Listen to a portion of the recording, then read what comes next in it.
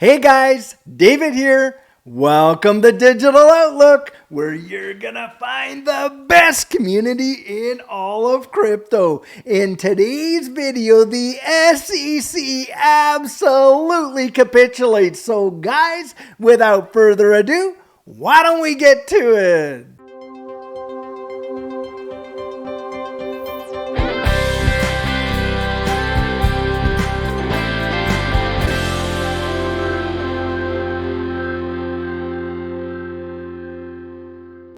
Well, guys, we have been screaming it from the housetops, and lo and behold, is the SEC starting to buckle right at the knees. Guys, today, something absolutely monumental happened with respect to this case. Now, I'm sure a lot of you already know, but just check out this article right over here. No trial. The SEC moves to dismiss charges against Ripple's Garlinghouse and Larson. Guys, the SEC has done this. The court hasn't adjudicated, and Ripple didn't make it happen in that capacity. The SEC just gave in, and listen to this right down here. The Securities and Exchange Commission filed on Thursday to dismiss its claims against CEO Brad Garlinghouse, former Ripple executive Christian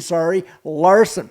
The two were slated to appear in court next April. They faced charges of aiding and abetting securities laws violations related to sales of Ripple's XRP. While the executives face charges, it's important to note that Ripple's Labs, a named defendant in the suit, was not set to be a part of the spring jury trial. Today was an even better day in all seriousness. Chris and I, in a case involving no claims of fraud or misrepresentations, were targeted by the SEC in a ruthless attempt to personally ruin us and the company, so many have worked hard to build over a decade. CEO Brad Garlinghouse posted on X. Now, guys, I want you to think about it. If Chris Larson and Brad Garlinghouse had absolutely nothing to do with selling a security, right? That they had no fair notice. It wasn't even in their mind, that they did not think about selling that XRP was a security in those sales. And if they didn't know that, how on earth could Ripple, the company, know that? Because of course, Ripple, the company, is run by these individuals. And just think of the implications of that. Boy, I'll tell you what, do I ever smell settlement on the horizon. The news comes after the SEC was denied its request to seek an interlocutory appeal earlier this month. Judge Annalisa Torres, the judge on the case, also denied the regulatory agency's appeal for a stay of trial, which would have delayed the start of the trial. In Thursday's filing, the SEC wrote, the SEC and Ripple intend to meet and confer, get this guys, on a potential briefing schedule with respect to the pending issue in the case. What remedies are proper against Ripple for its Section 5 violations with respect to its institutional sales of XRP. In other words, guys, we're going to meet at the table and we're going to come up with a settlement. It is right there in black and white, and that's what's going to go down. And when that happens, I'm telling you what, you want to see institutional adoption in this space? Boy, are you ever going to get it. And the price of XRP, in my estimation, is going to literally explode like we have never seen. Now listen to this. The two parties agreed on a November 9th deadline to propose a schedule. However, the court may intervene if the two cannot reach a compromise. And remember, Judge Torres ordered the two of these to sit down at the settlement table. The SEC made a serious mistake going after Brad and Chris personally, and now they've capitulated, dismissing all charges against our executives. This is not a settlement. This is a surrender. I love that. By the SEC, Ripple's chief legal officer, Stuart Alrati, wrote in a post on X, and you have absolutely got it, Stuart. It is an absolute total surrender, guys. We now can put all those fudsters literally out to pasture. We have got the total absolute victory that we were looking to get, what we believed we would get. Well, now we finally have it. It is a massive, massive deal.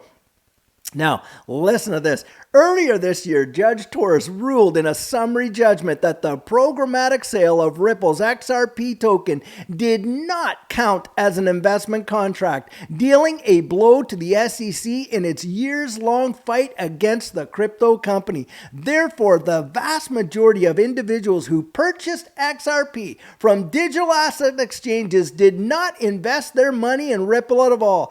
An institutional buyer knowingly purchased XRP directly from Ripple pursuant to a contract, but the economic reality is that a programmatic buyer stood in the same shoes as a secondary market purchaser who did not know to whom or what it was paying its money, Judge Torres wrote at the time. The SEC and Ripple have been locked in a legal battle since the SEC first filed its complaint against the company in December of 2020. And guys, do you think it is even the incy-wincy bit of a coincidence that right now you got Larry Fink, the CEO of BlackRock, $13 trillion of assets under management, coming out and talking about how a flight to these digital assets is going to be a flight to security, a safe haven quality asset. He literally said that himself, and you can go and fact check that. Do you think it's some coincidence that everything is winding down now the way that it is? Guys, I'm telling you, the pumps are primed and it is going to be insane what we're about to see happen next. And you just watch how this macroeconomics caused the DXY to literally plummet. And when it does, watch this digital asset space take off like an absolute rocket ship and blowing way past the moon, way past Jupiter, going into the outer solar system. Guys, I'm telling you what, this is massive, massive news. And you can literally tell all these fuzzers who have come on all our channels, oh, it's going to be absolutely determined to be a currency. Oh yeah, Brad and Chris, they're going to get hammered by the court. Well, the SEC, they filed their interlocutory appeal. Didn't get the appeal. Now it's going to go to trial. Not going to trial. Guys, I'm telling you what, you can silence those fudsters right now. Don't let that play on your mind. Just be thanking your lucky stars and the blessings of God that you have been able to be in this space and to hold on like you did. In my estimation, it is going to amount to one of the greatest wealth transfers in the history of mankind. And boy, I'll tell you what, I want you standing right there in that winner's circle with me when we absolutely cross that finish line.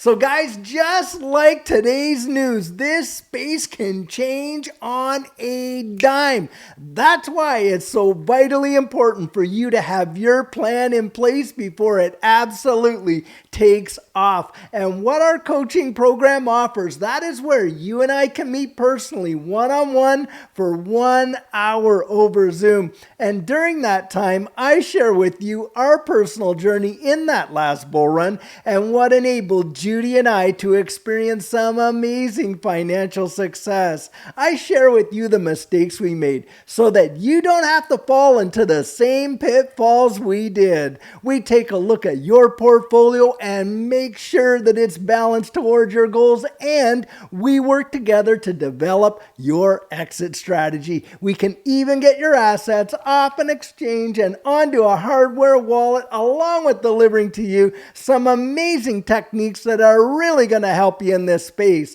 Now, the cost of that is $250, and if that's something that interests you, you write me right there at coaching@thedigitaloutlook.com and we'll get you all booked in.